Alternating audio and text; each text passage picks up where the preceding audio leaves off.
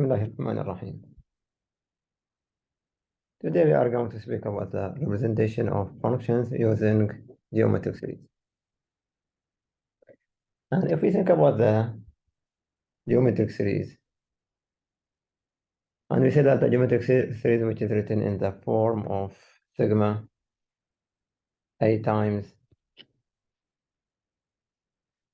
the general form is sigma of a times r to power n minus 1.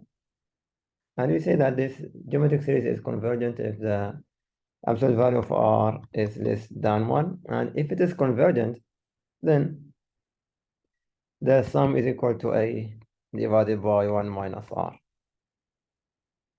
In some special cases, if we let a equal to 1 and r equal to x, so this is equal to 1 over 1 minus x. So we can think about this function. 1 over 1 minus x, which is equal to 1 plus x to power 2 plus x to power 3 goes to n.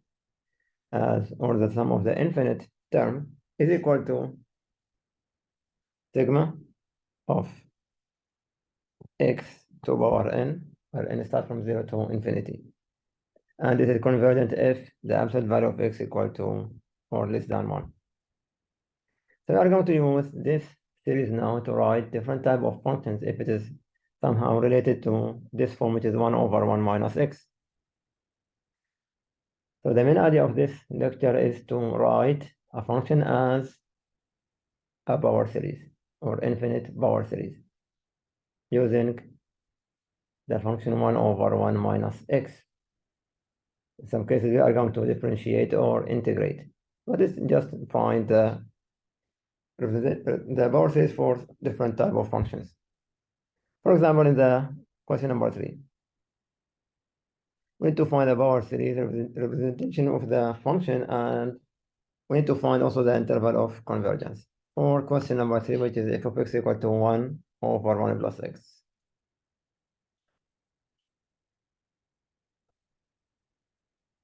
One over 1 plus x. This function can be written as 1 over 1 minus x, which is similar to this form, which is 1 over 1 minus x. So the power series for this function will be replace x by minus x. So I'll have minus x to power n. And start from 0 to infinity. Or it can be written in some cases this minus 1 to power n multiplied by x to power n. And this is convergent if the x is less than 1.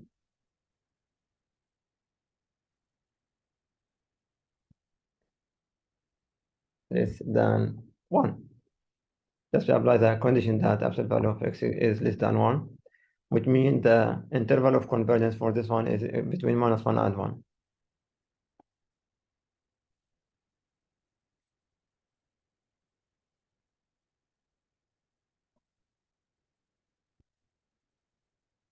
I say minus 1 less than x less than 1. But we can think about this interval, which is not the final step, because I have to check also the endpoint. Check the endpoint.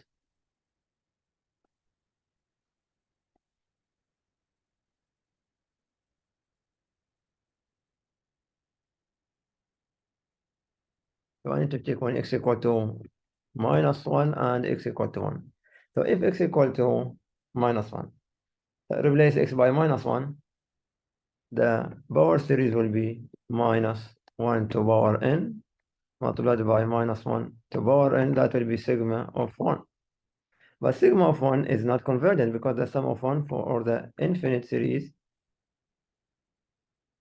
is equal to infinity. So this is not convergent, which means minus 1 is not included in the interval of convergence.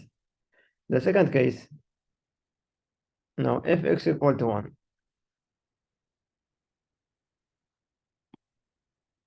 we'll have sigma of minus 1 to power n.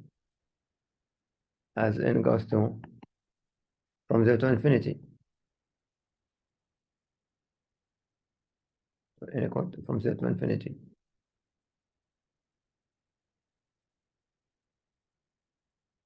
And this will be minus 1 plus 1 minus 1 plus 1.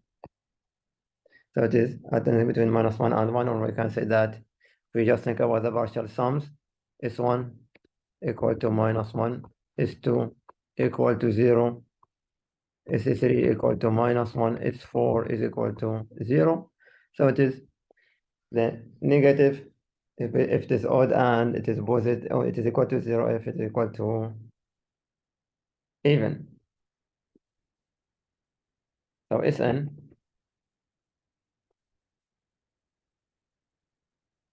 zero if n is even, and it is minus 1 if n is odd. So the limit for Sn will be 0 or minus 1, which is not convergence, and we can say that the minus 1 also is not part of the interval. So the interval of convergence will be minus 1 to 1. For the second example,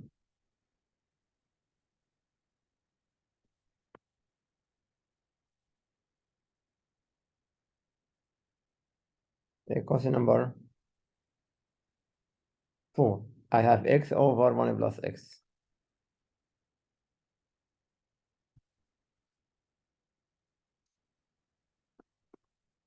I have f of x equal to x over 1 plus x. This can be written as x multiplied by 1 over 1 plus x. Or it is x multiplied by 1 over 1 minus x. 1 plus x, this one can be written as power series as we did in example now, or question number 3. It is minus 1 to power n times x to power n, where n starts from 0 to infinity. We can take x inside, we multiply x by x to power n, then I will have minus 1 to power n, or multiplied by x to power n plus 1. So this is the representation of this function as power series. It is minus 1 to power n times x to power n plus 1. And also this is, you can take x will be less than 1, which means that the interval of convergence will be between minus 1 less than x less than 1.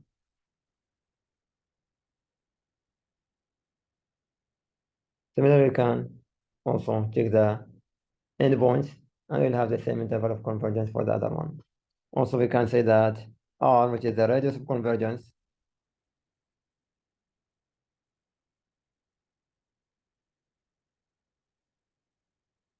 is equal to 1. This number. Absolute value of x is less than 1, so we'll have R equal to 1.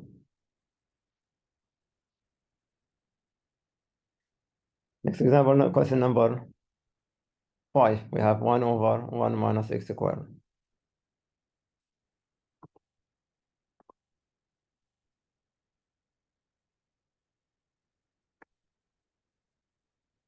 F of x equal to 1 over 1 minus x squared. This can be written as directly, just replace x by x squared, it will be x squared to power n.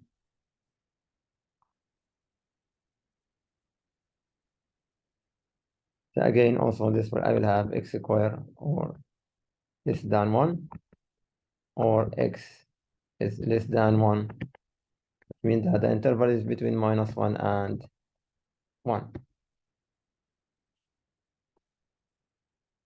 Number 6. 5 over 1 minus 4x squared. Question number 6. F of x is equal to 5 over 1 minus 4x squared. This can be written as 5 multiplied by 1 over 1 minus 4x squared. That will be 5 multiplied by, replace x by minus 4x squared. This will replace x in the definition or in the power series that we had. I will get 4x squared to power n to infinity. Which can be written as 5 multiplied by 4 to power n, x to power n.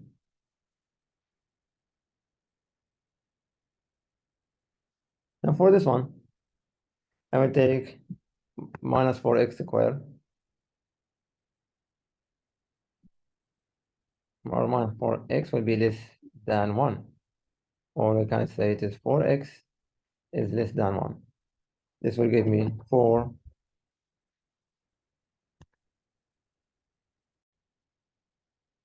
that is 4 multiplied by absolute value of x less than 1, which means the absolute value of x is less than 1 over 4.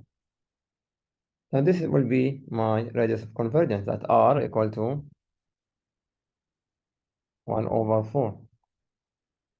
And from which we can say that x will be between minus 1 over 4 less than x less than 1 over 4. This will be interval of convergence.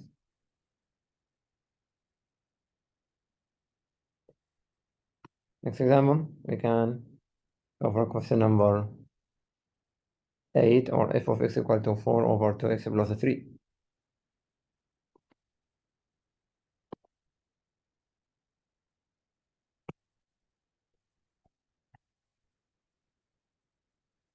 F of x equal to 4 divided by 2x plus 3.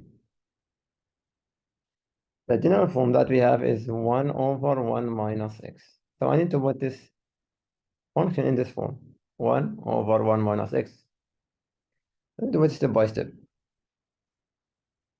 It is 4 multiplied by 1 over, let me rearrange it, it is 3 plus 2x.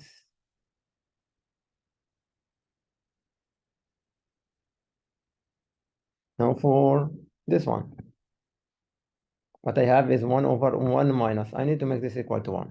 3, I need to make it equal to 1, so I will take it as a common factor. It is 4 multiplied by 1 over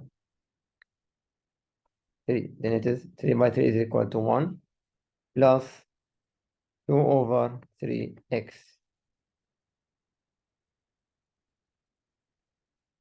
So this will give me 4 divided by 3 multiplied by 1 over 1 plus 2 over 3x.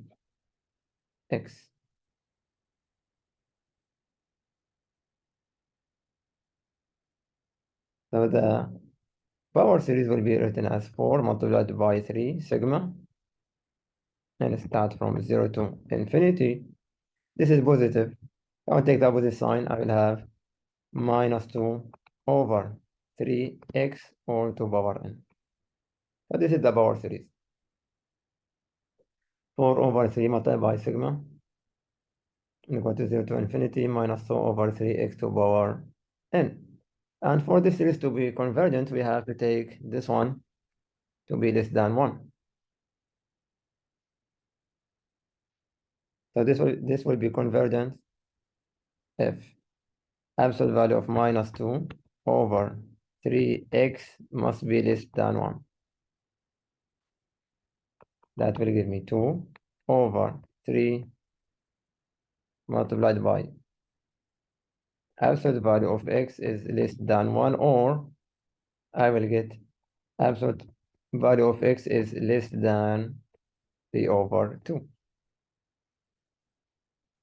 So the radius of convergence r is equal to 3 over 2.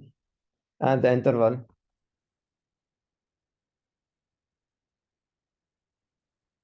will be between minus 3 over 2 less than x less than 3 over 2.